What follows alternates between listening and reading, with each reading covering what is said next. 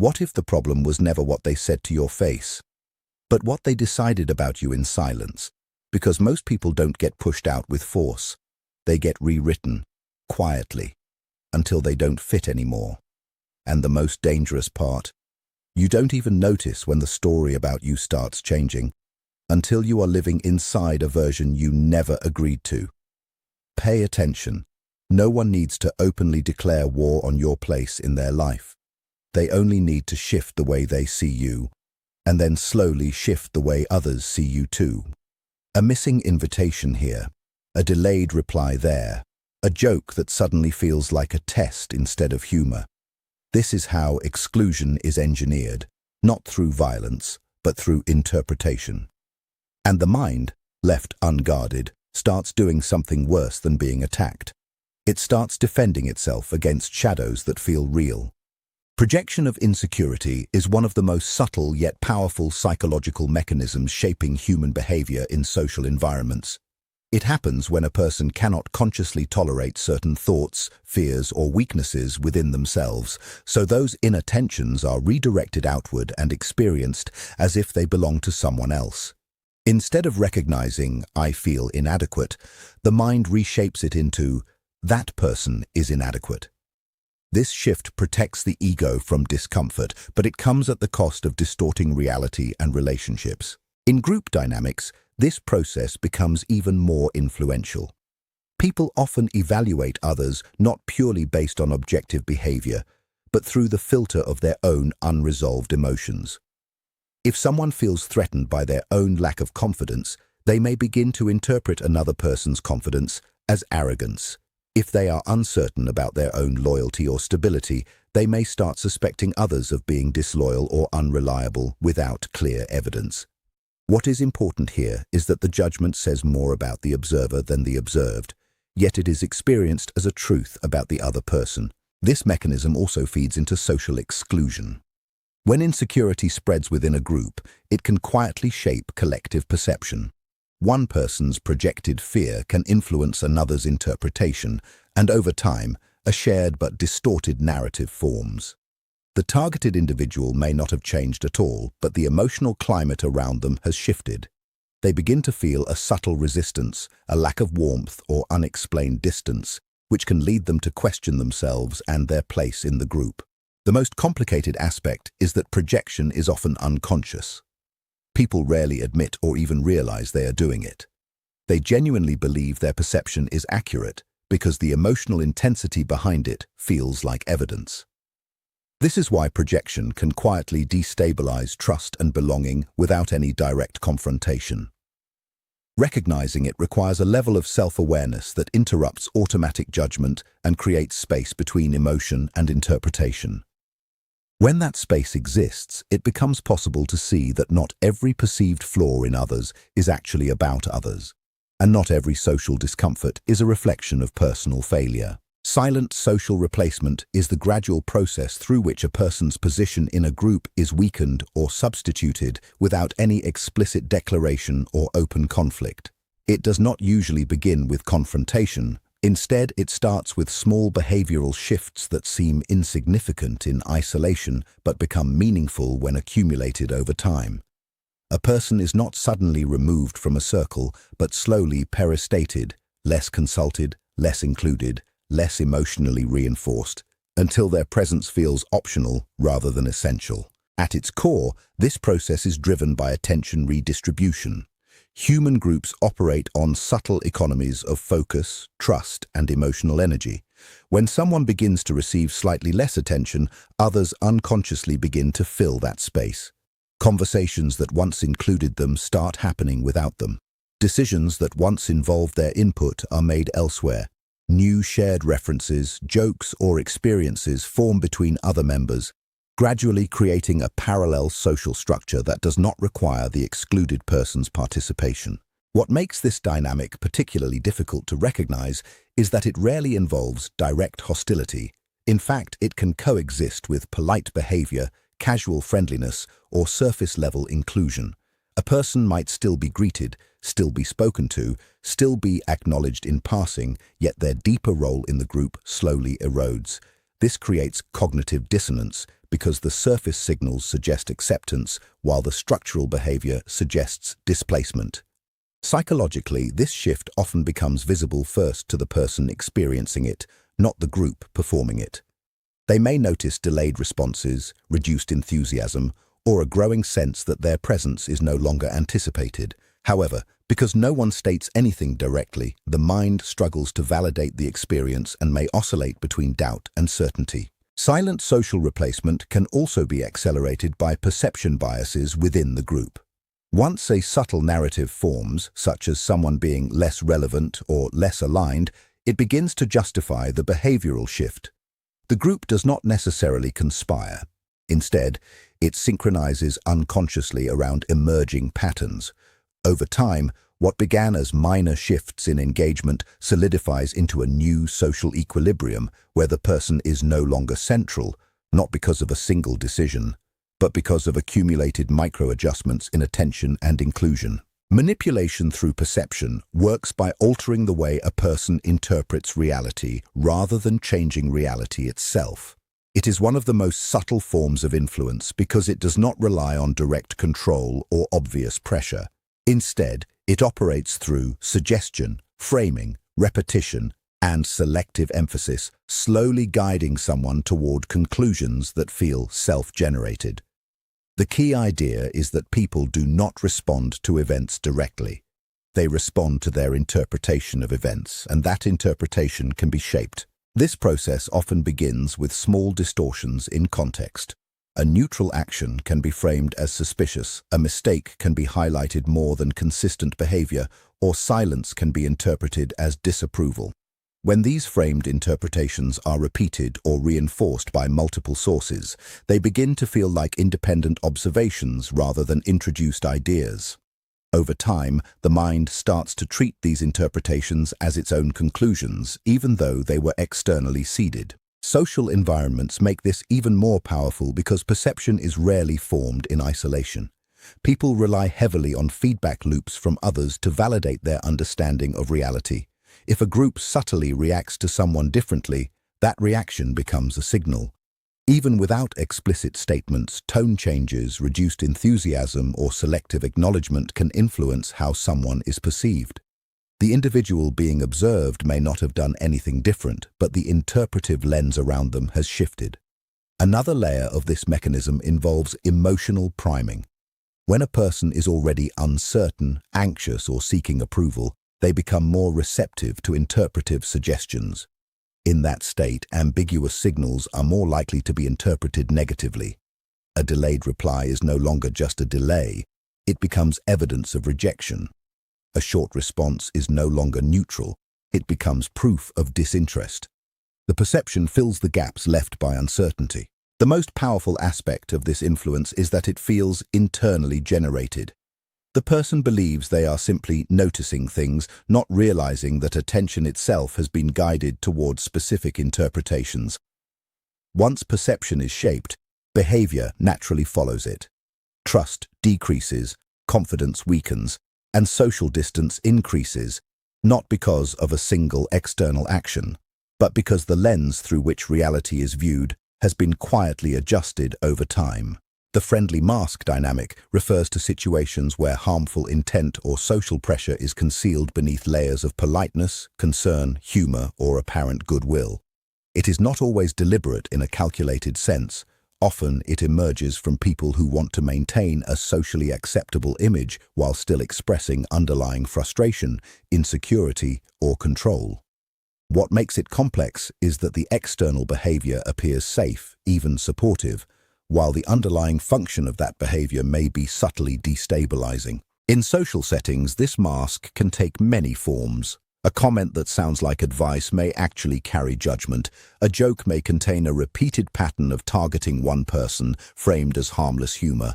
Concern may be expressed in a way that subtly questions someone's competence or reliability. Because the delivery is wrapped in socially acceptable tones, it becomes difficult to challenge without seeming overly sensitive or defensive, which further strengthens the imbalance. The psychological impact of this dynamic lies in its ambiguity. Humans rely heavily on tone and intent to interpret meaning, and when those signals are mixed, the mind struggles to categorize the interaction. A person may think, was that meant to help me or diminish me? This uncertainty creates cognitive tension because both interpretations seem plausible. Over time, repeated exposure to this ambiguity can lead to self-doubt, where the individual begins to question their own sensitivity rather than the behavior they are experiencing. Another important aspect is how the group environment reinforces it. When others laugh, agree lightly, or do not challenge the behavior, it gains social validation. The mask remains intact because it is socially rewarded or at least not penalized. This allows the pattern to continue without confrontation, and the person on the receiving end may feel isolated in their perception, unsure whether they are overreacting or correctly identifying something harmful. The friendly mask is effective because it protects the image of the person using it while shifting emotional discomfort onto the recipient.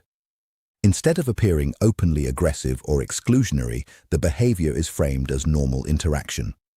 This makes resistance difficult, because pushing back against it risks being labeled as overly sensitive or misunderstanding harmless intent. As a result, the dynamic can persist quietly, shaping relationships in a way that looks positive on the surface but carries a subtle undercurrent of erosion beneath it. If this is making you reflect, pause for a moment and do this. Ask yourself, what evidence am I reacting to, and what meaning am I adding to it? Because the first step out of any psychological trap is not fighting others. It is separating observation from interpretation. Isolation as a strategy does not always begin as a deliberate act of removing someone from a group. More often, it develops as a gradual reduction of connection points until a person finds themselves on the edge of interactions rather than at the center of them. It is less about physical separation and more about weakening relational access. Who talks to you first? Who shares information with you? Who includes you without being prompted?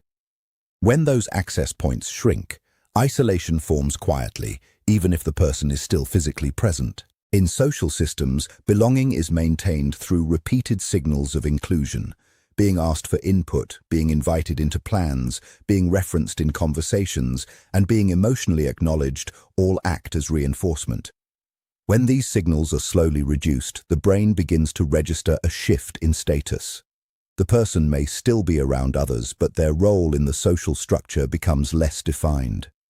This creates a subtle but persistent sense of detachment, where participation feels less automatic and more conditional. What makes this process difficult to detect early is that it rarely involves total exclusion. Instead, it operates through selective participation. Some conversations are shared, others are not. Some events include the person, others happen without them. Over time, this inconsistency produces uncertainty about where they actually stand. The mind tries to resolve this uncertainty by searching for personal explanations, often turning inward and questioning behavior, personality, or worth. Group dynamics can unintentionally reinforce this pattern.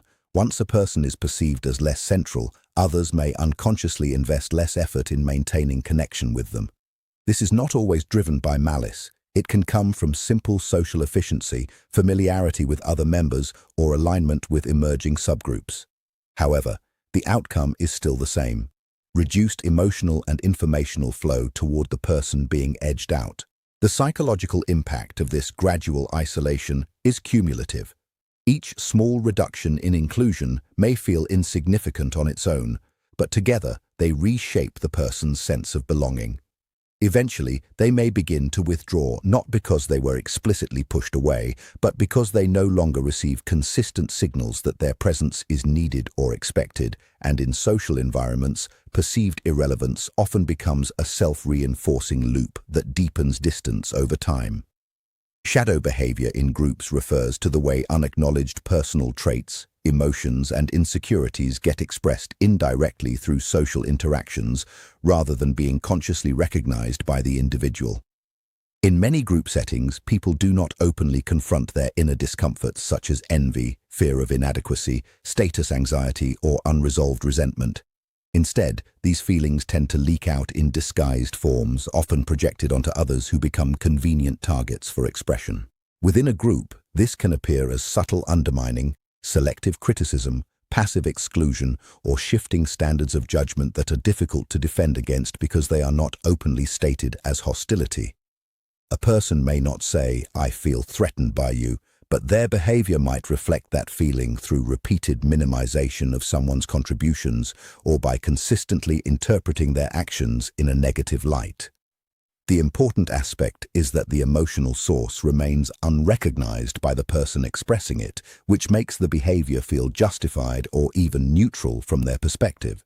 Groups amplify this process because emotions are socially contagious.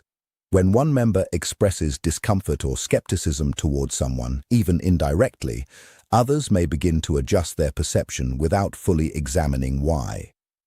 This creates a shared emotional tone that can drift away from objective evaluation. Over time, the group may develop a collective stance toward an individual that feels natural internally, but is actually built from accumulated, unexamined reactions. Shadow behavior also becomes more visible in competitive or uncertain environments, where individuals are sensitive to comparison. Instead of directly confronting feelings of insecurity, people may unconsciously restore their internal balance by lowering the perceived value of someone else. This is not always intentional malice. It is often a psychological defense mechanism that protects self-image while displacing discomfort outward. The complexity of shadow behavior lies in its invisibility to those enacting it.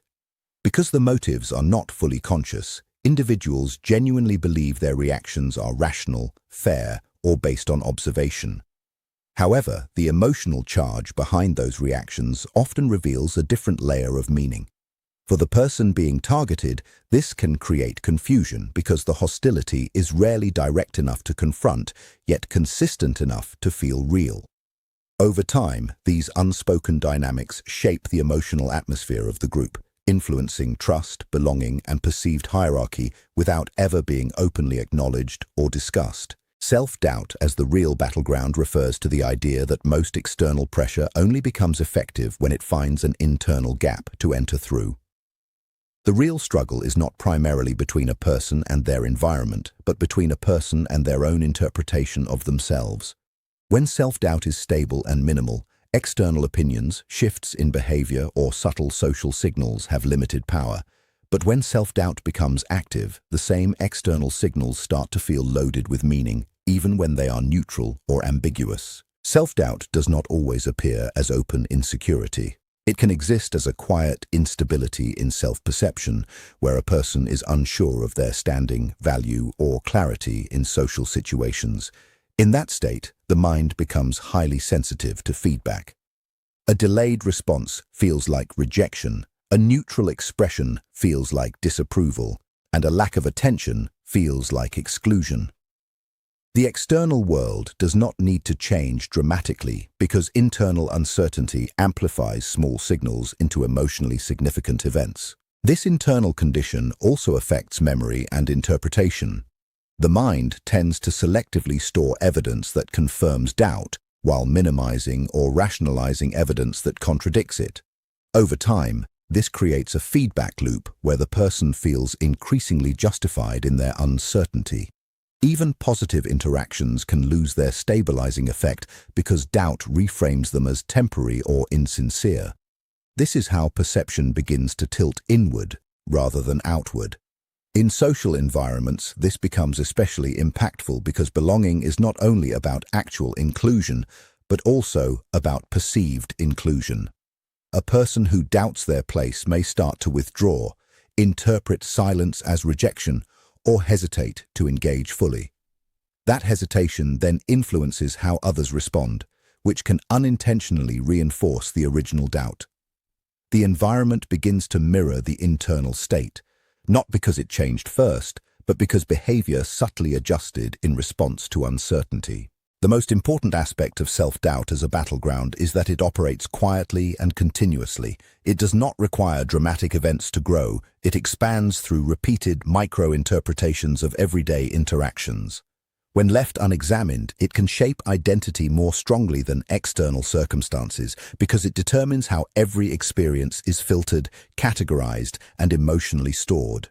In this way, the primary conflict shifts from what others are doing to how firmly a person can hold their own perception of reality without collapsing it under uncertainty. Awareness breaks control loops because it interrupts the automatic cycle where perception, emotion, and behavior reinforce each other without conscious review.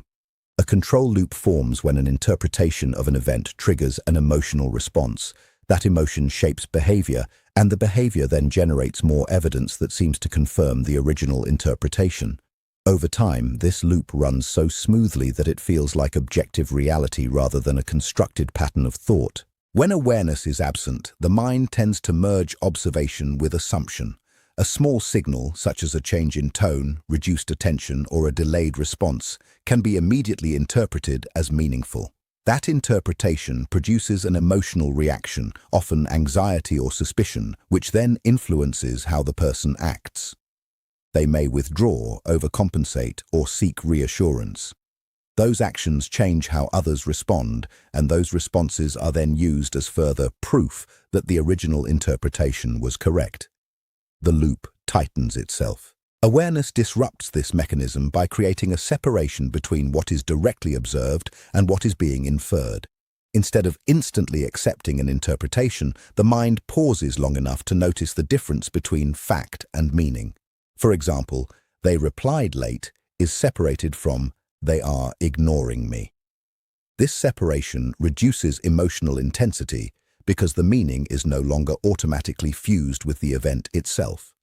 Without that fusion, the emotional response loses some of its automatic force. Once the emotional charge is reduced, behavior also changes. The person is less likely to react impulsively, withdraw unnecessarily, or overcorrect. This shift in behavior then alters the feedback they receive from the environment. Others are no longer interacting with a defensive or anxious response, so the environment does not escalate in the same direction. In this way, the loop begins to weaken naturally. The most important effect of awareness is that it restores flexibility to perception. Instead of one rigid narrative forming from limited data, multiple explanations remain possible. This prevents premature conclusions from hardening into identity-level beliefs. Over time, this flexibility reduces the power of subtle manipulation, social ambiguity, and internal self-doubt, because none of them can fully stabilize into a fixed interpretation without conscious agreement. In the end, what we are really dealing with is not always visible actions or spoken words, but the quiet construction of meaning inside the mind. Much of what feels like exclusion, pressure, or shifting social reality does not begin in the world itself, but in how the world is interpreted moment by moment. When perception is unexamined, even small changes in behavior can grow into large internal narratives that feel undeniable, and those narratives can slowly reshape confidence, belonging, and self-trust. But nothing in these patterns is fixed. The same mechanisms that distort understanding can also be brought back into clarity.